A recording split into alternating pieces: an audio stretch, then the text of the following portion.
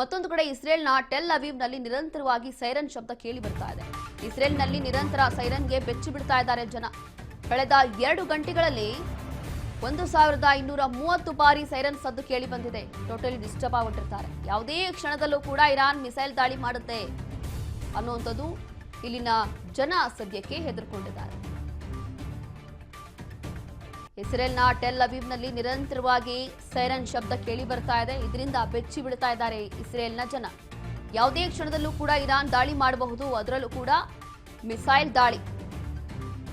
ಹಾಗಾಗಿ ಕಳೆದ 2 ಗಂಟೆಗಳಲ್ಲಿ 1230 ಬಾರಿ ಸೈರನ್ ಸದ್ದು ಕೇಳಿ ಬಂದಿದೆ ಅಂತಂದ್ರೆ ಇನ್ನು ಅಲ್ಲಿರುವಂತ ಜನ ಎಷ್ಟು ಡಿಸ್ಟರ್ಬ್ ಆಗಿರಬಹುದು, ಎಷ್ಟು ಭಯಭೀತರಾಗಿರ್ಬೋದು ಅಂತೇಳಿ ಇಲ್ಲೇ ಗೊತ್ತಾಗುತ್ತೆ.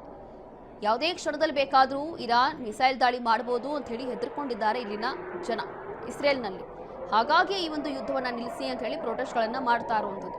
ಕಾರಣ ಏನು ಅಂತಂದ್ರೆ ಎಲ್ಲರೂ ಕೂಡ ಇವಾಗ ಹೆದರ್ಕೊಂಡಿದ್ದಾರೆ. ಯಾವ ಟೈಮಲ್ಲಿ ಏನಾಗುತ್ತೆ ಅಂತ ಹೇಳಿ ಗೊತ್ತಿಲ್ಲ.